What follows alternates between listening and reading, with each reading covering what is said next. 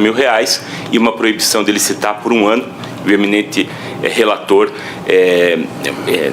na proposta de voto, traz a redução de ambas as penalidades. Mas eu gostaria de enfatizar, Vossas Excelências, com o máximo respeito, que me parece que ambas as penas são indevidas, especialmente o impedimento de licitar, ainda que por 50 dias. E por que isso, Excelências?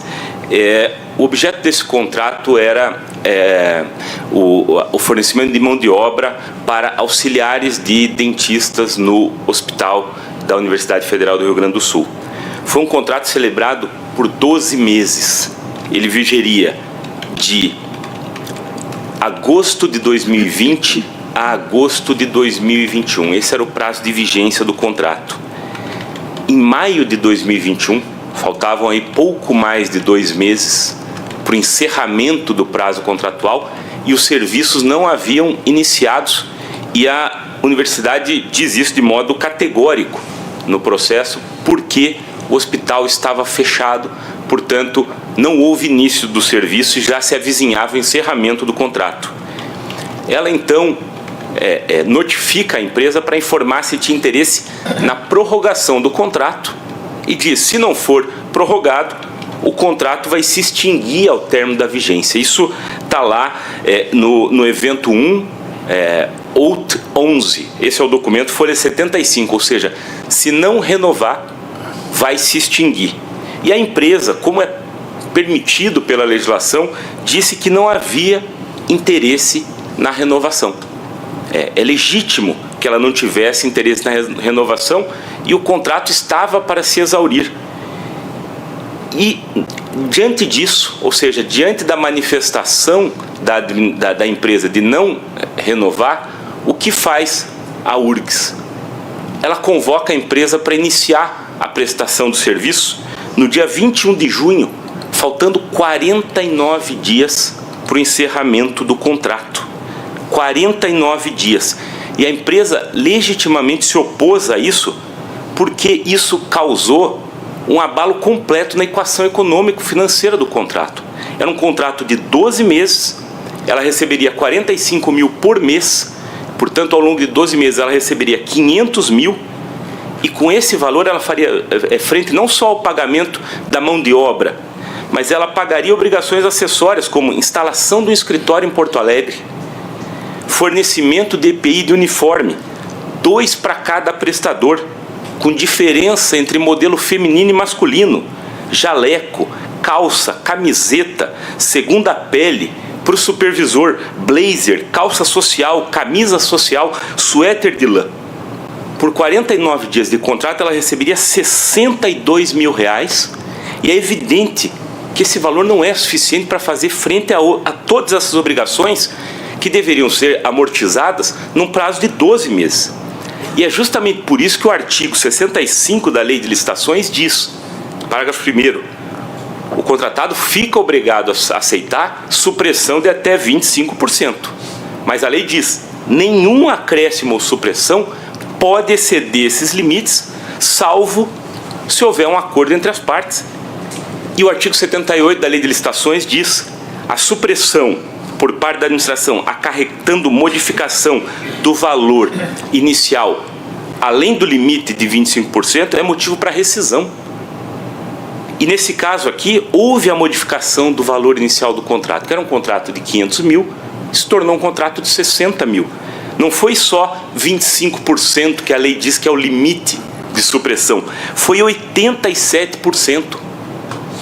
E isso fere diretamente uma garantia constitucional que talvez seja a única que os particulares têm, porque a administração, não se discute aqui, ela tem o direito de alterar o contrato unilateralmente, ela tem o direito de fiscalizar, ela tem o direito de aplicar sanções.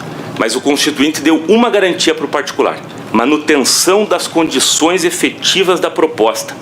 E o legislador diz, se a supressão for maior do que 25%, pode rescindir, porque isso fere a manutenção das condições da proposta. E aqui foi quase 4 vezes a supressão para além do limite legal. E, portanto, senhores desembargadores, a solução correta para o caso era a rescisão do contrato. E foi pedido pela UpIdeias. Mas vamos abstrair aqui a questão jurídica.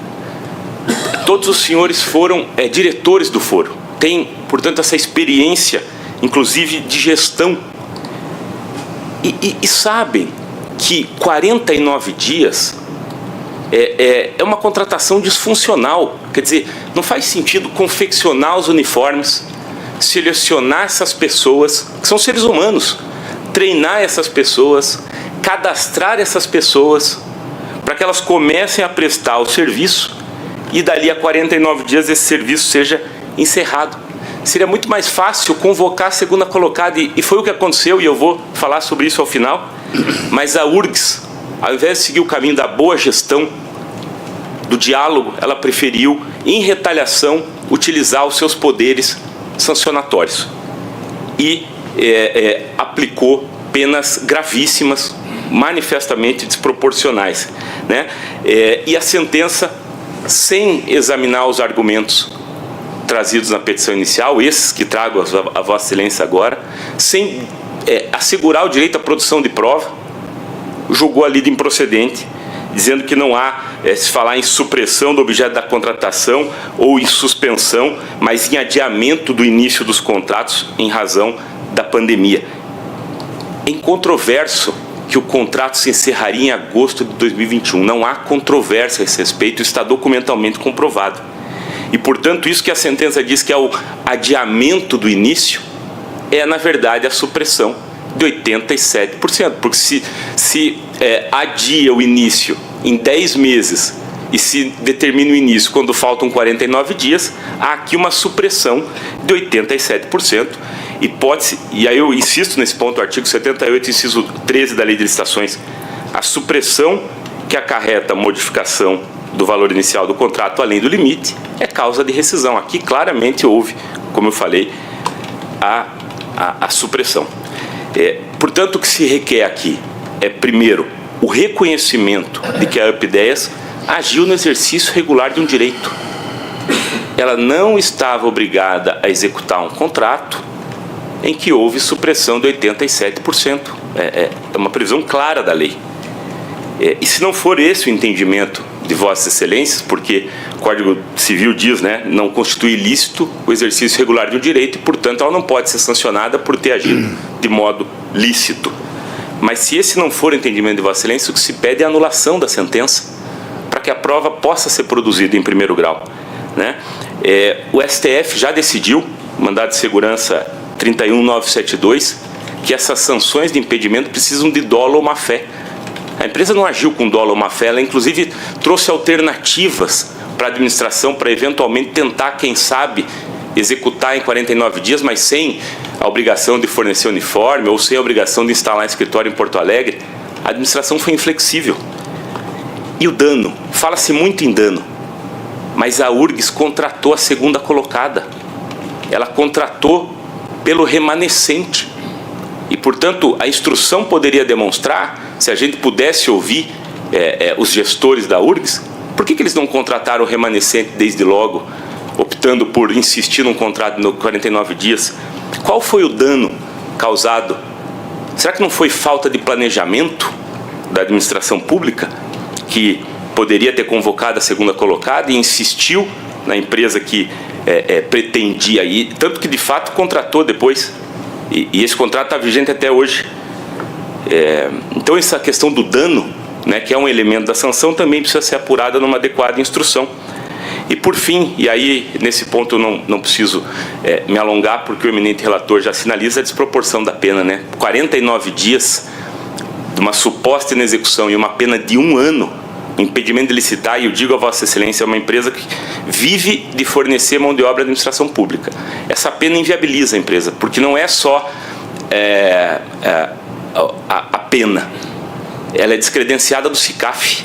Fora do SICAF, ela não pode nem receber, inclusive sobre os contratos em andamento. Essa é a prática da administração pública, né? Os contratos em andamento não podem ser renovados, né? Então, é algo gravíssimo que leva à inviabilização de uma empresa que simplesmente procurou exercer o único direito que a lei lhe assegura, né? E quando foi contratada, confiou na administração, confiou que prestaria 12 meses de serviço. Não imaginava que prestaria 49 dias. Se fosse essa a hipótese, certamente não teria celebrado a contratação e acho que até as pessoas que seriam contratadas aqui não teriam a sua dignidade respeitada, porque seriam contratadas, selecionadas, entrevistadas, treinadas para um contrato que duraria 49 dias, né? Então, acho que, do ponto de vista lógico, para além do ponto de vista jurídico, essa contratação não se justificaria. É o que peço com muito respeito, eminente desembargador Gebran, só insistir na sustentação, porque essa pena de impedimento é uma pena muito severa para quem contrata com a administração pública. Muito obrigado.